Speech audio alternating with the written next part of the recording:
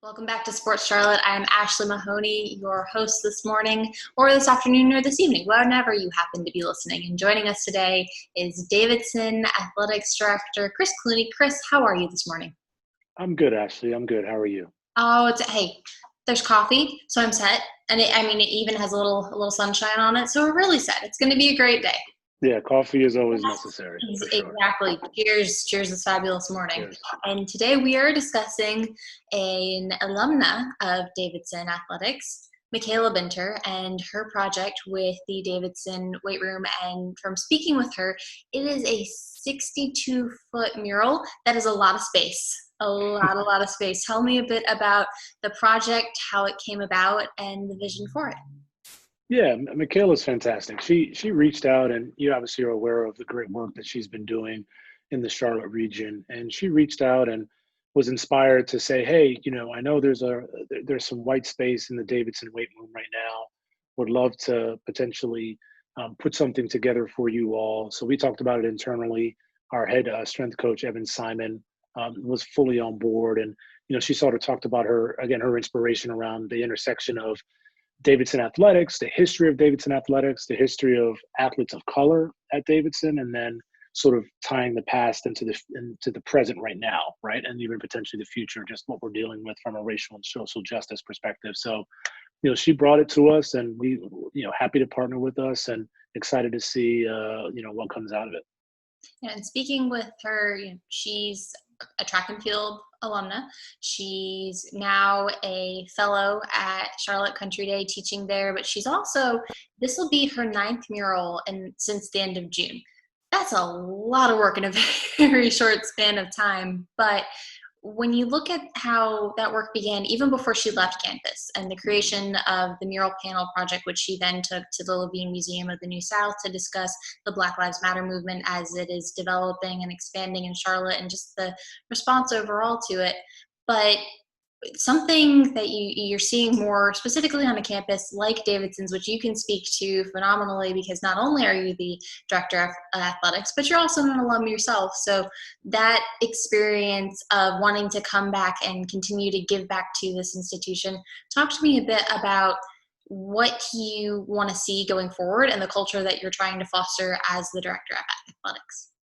Sure. Yeah, it's a really good question. It's interesting to see with what has happened, throughout the spring and the summer, and the sort of the push for social and racial justice. You see institutions, you see athletic programs, you see people reach out and sort of express solidarity, right? Like we stand with the fight for equality, equity, etc. And what oftentimes happens is the lens turns from external to internal, and it turns on the institution, or it turns on the athletics department, and they say, "Oh, that's great, but have you actually stood up and sort of lived out your values in a powerful way every single time?" And we haven't. The institution hasn't, and so there's a recognition and a reckoning that comes with that. And our institution is doing that right now. Our athletics program is doing right now. We're in the midst of launching a diversity, equity, and inclusion initiative across all of athletics. That's going to have a number of pillars, including a call to action for every single sports program that all of our scholar athletes will be involved in across education, culture, and community outreach.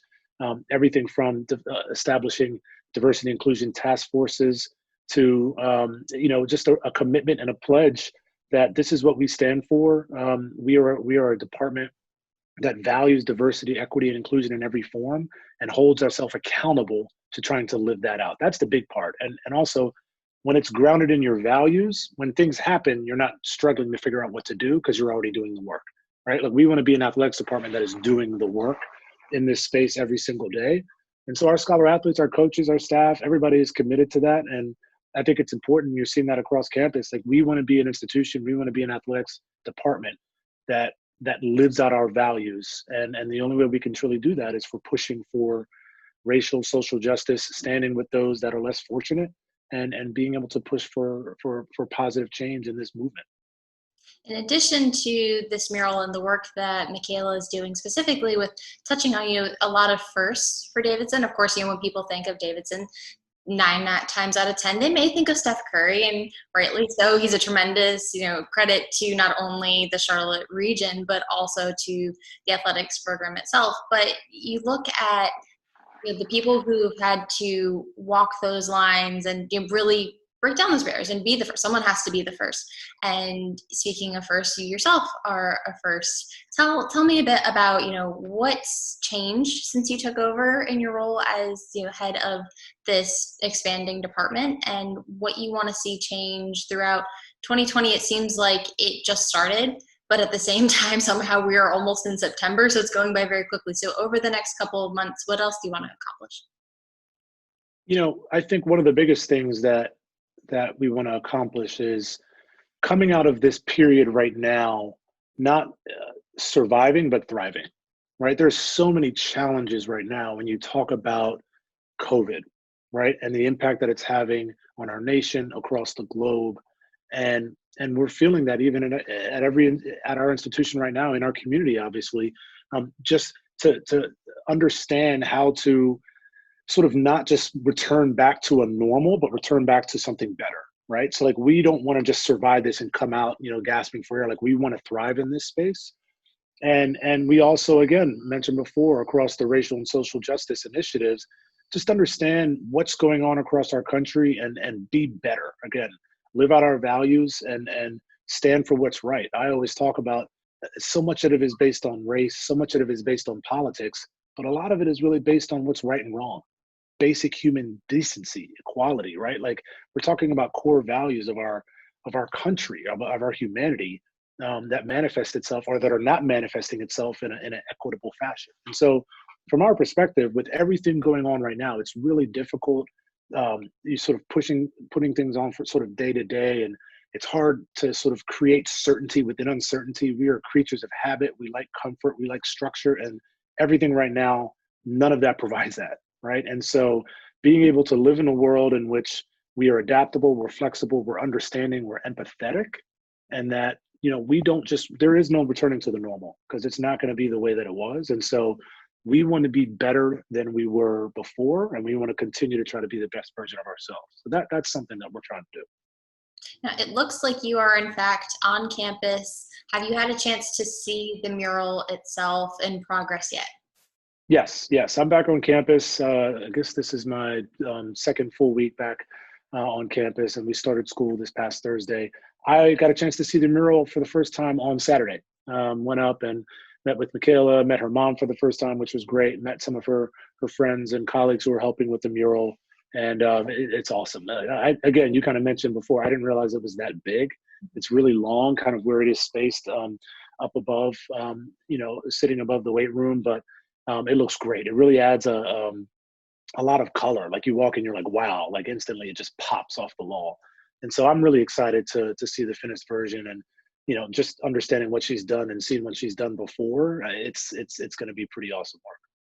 And of course, she took the project from the campus itself with the mural panel project, took that to Levine, and even just standing in front of that alone looked fairly decent size. And then you saw what she did on Beatty's Ford Road with the West End mural and collaborating with Dammit Wesley on the E.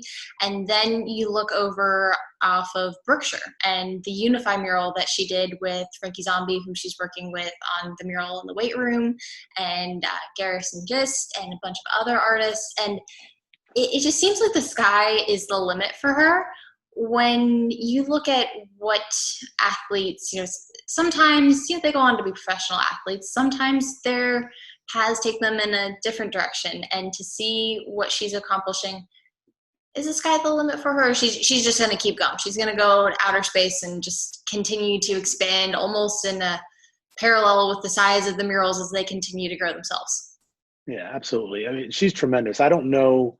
She's an incredible multitasker. I feel like she's doing numerous things at once. She did that while she was a student athlete here, a scholar athlete, and she's doing that today.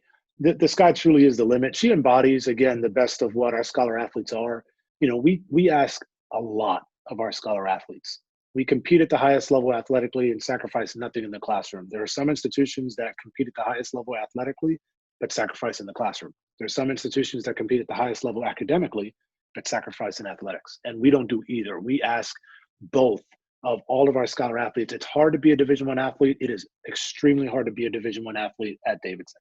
In addition to the academic and athletic piece, we say, look, we need you to be leaders and servers in the community and to have disproportionate impact on the world.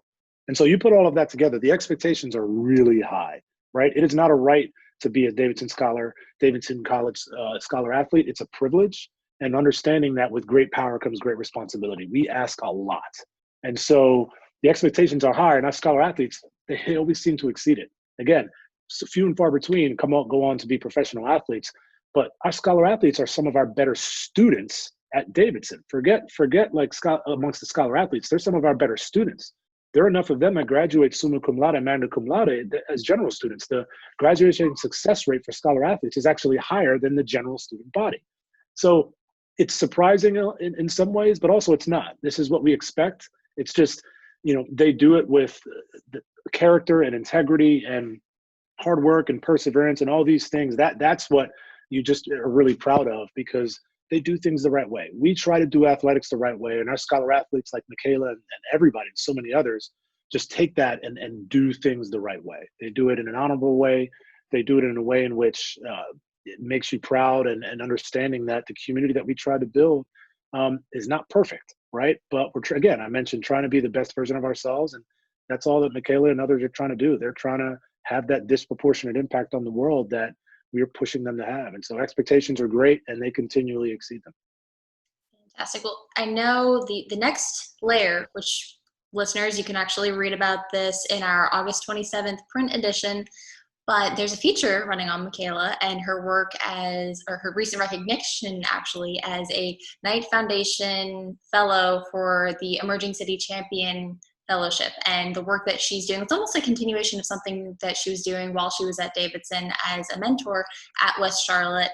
And it's right down the road from the Beatty Sword Road West End mural.